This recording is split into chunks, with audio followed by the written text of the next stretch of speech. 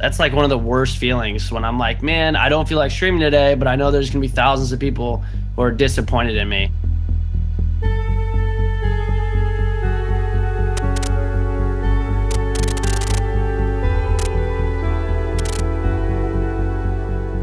On passe tous vraiment beaucoup de temps devant nos écrans. Les réseaux sociaux sont en grande partie responsables de cette attention-là qu'on détourne constamment vers le monde virtuel. Aujourd'hui, tout passe par le numérique. Notre travail, notre divertissement, nos passions, même nos relations. On connaît des gens qu'on n'a jamais rencontrés dans la vraie vie. On échange avec des gens qu'on n'a jamais vus. On écoute les confidences de gens à qui on n'a jamais parlé. Notre existence se numérise de plus en plus et tout ça aurait été impensable il y a quelques décennies. Mais est-ce que ces relations-là sont moins importantes ou moins authentiques pour autant? Est-ce que c'est possible d'exister uniquement en ligne? Pour moi, on peut développer le même type de lien, même parfois plus fort, parce que le fait qu'il y ait cette barrière de l'écran va faire que tu as plus de facilité à te confier et tu vas être plus en confiance qu'avec quelqu'un que tu connais énormément. Et parfois, quand tu connais quelqu'un très bien, que ce soit en amour ou en amitié, tu as cette espèce de retenue au bout d'un certain temps qui fait que tu as l'impression qu'on va te juger. Alors que parfois, beaucoup moins avec des gens que tu vas rencontrer online. I would even call it like a family. I know it sounds very cliche, but they know more about me than my friends or even my parents or my family. They know, the struggles that I go through. They know about my life. I vent to them. They vent to me. A lot of people asked me if I missed, IRL contacts when I was streaming that much. And to be quite honest, no, I didn't. In that time, I didn't feel like I didn't belong anywhere. I didn't feel like that I was, social contact deprived or whatever. I felt I was a growing and more important part of a community. I don't think it's something that we can solely live on. I think that it greatly enhances our lives. I feel incredibly close to a lot of the people that I would consider those longtime fans. And to be honest with you, I've met many of them. I've invited them into my home. I have, gone on small vacations with them. Like, I've created lifelong relationships on the internet. And I'm not suggesting that like every single viewer that tunes in, like I offer that same level of access to my life, but I'll treat them the same way. Like, I'm so appreciative that they are there. But I do think that you can't just live in that world and just rely on a virtual family, because we are still very real humans at the end of the day, and we still have very real needs, and no amount of text on a screen and no amount of tip that someone can give or bit or whatever that might be, I think can make up for what that is in real life. There is nothing like hanging out with a group of friends, chilling and getting some dinner. You can't get that through, just an online friend, but it's not to say that online friend can't develop into something like that. So you develop real relationships with people through online, and then it's even furthered when you meet them. I think finding where that line is a big part of streamers finding their voice. Because you will see some viewers or some streamers are very big about their family and their community, and we support each other, and you guys are a part of my life, and we're all in this together. And then you have the streamers that are there to entertain you.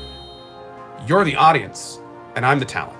And that's how this relationship is gonna work. And now you have the IRL streamers that you're having lunch with every day, and they're just casually having a discussion in front of 10,000 people. And then you have me, where I'm like, let's have a very positive and awesome but professional relationship. We're colleagues. We wouldn't do anything that you wouldn't do on the street in public in front of a cafe. We're friends. We're buddies. We'll go to a bar together. We'll get some beers. We'll hang out afterwards. That's the kind of friends we are.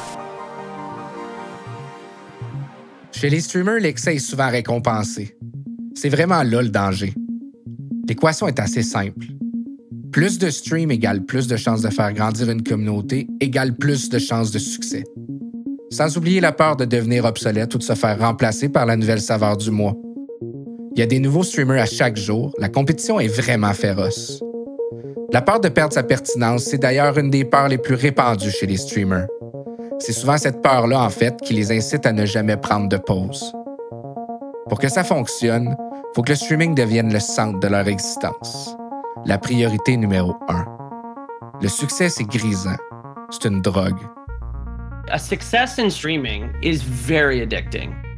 There was a time where my YouTube was growing exponentially, way quicker than I could have ever hoped for. My Twitch was, the numbers I was getting were outrageous. And it's so intoxicating because it's just growing and growing and growing, and you just want to keep growing and see how big it can get. I spent probably 2 or 3 straight years, almost every single day, making videos and streaming every day.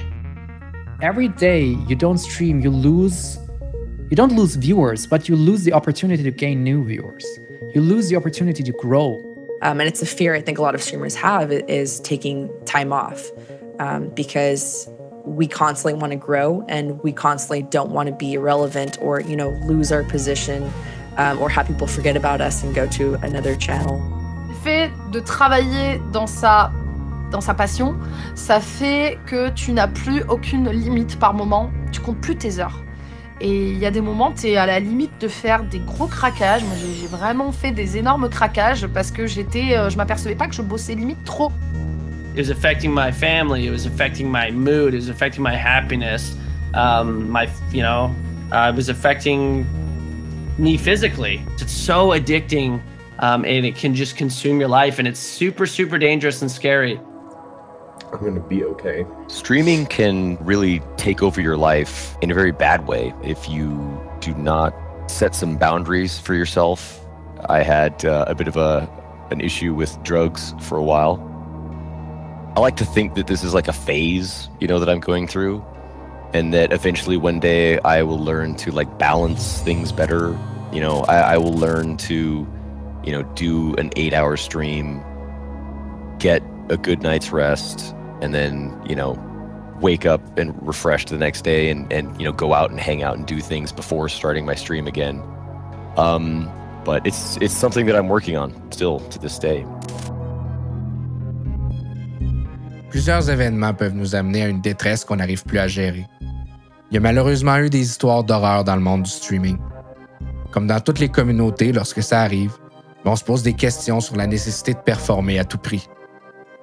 On peut tous être vulnérables à un moment ou à un autre. On a tous la responsabilité d'être vigilants envers soi-même et surtout envers ceux qui nous sont chers. Pour quelques-uns, le streaming a été le déclencheur d'une chute en enfer.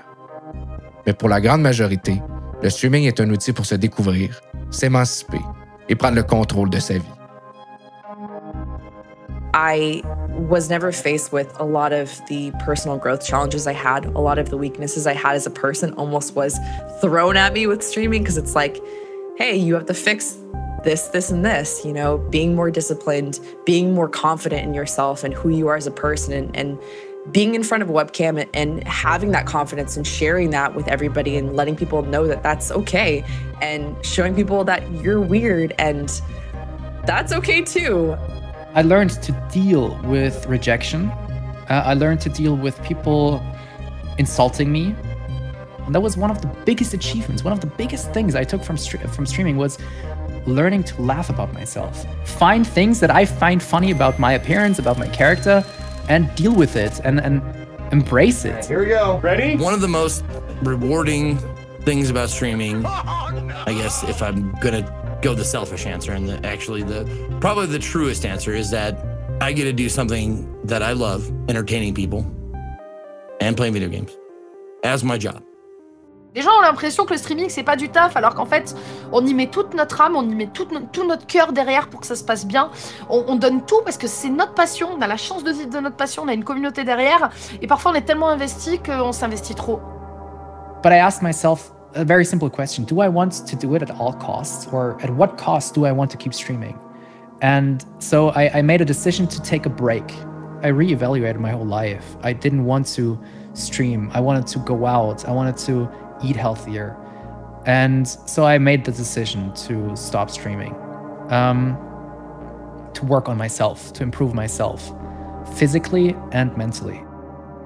Finding the balance and forcing yourself to be okay with taking that time off, I think is one of the biggest struggles with being a full-time streamer. You can play hard, go enjoy yourself, come back, you're refreshed, you're ready, you're good to go, grind it out, you're back to where you were, and you're in a better mindset. And I think that's so important. I think about the future. So I'm thinking, when I'm 65, what am I going to be doing? It would be cool if I was still streaming, because the cool thing about Twitch is I'm growing older, my audience that's watching me is growing older.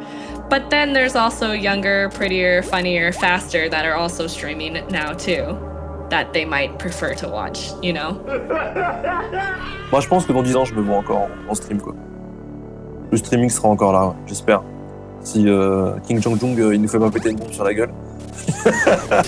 While this is great, I gotta be realistic, right? This may not last for long. It's something that's completely new, so we can't really even gauge where it's gonna go. I don't think it's like necessarily a career. I think it's a great hobby that has some benefit. Si je peux pas faire Twitch pour encore bien longtemps, j'espère avoir réussi à faire des connexions pour continuer à traverser dans le gaming industry, dans le jeu vidéo, sous un autre angle. If my audience disappeared tomorrow, and if I couldn't get a job in the gaming industry, then I would just have to go back to the local classified ads section in my local paper, get another job, working in a call center or whatever. Life would go on. I think that streaming is the future. I think that we're going to see this type of interactive environment move into all sorts of different mediums. I think it's only a matter of time.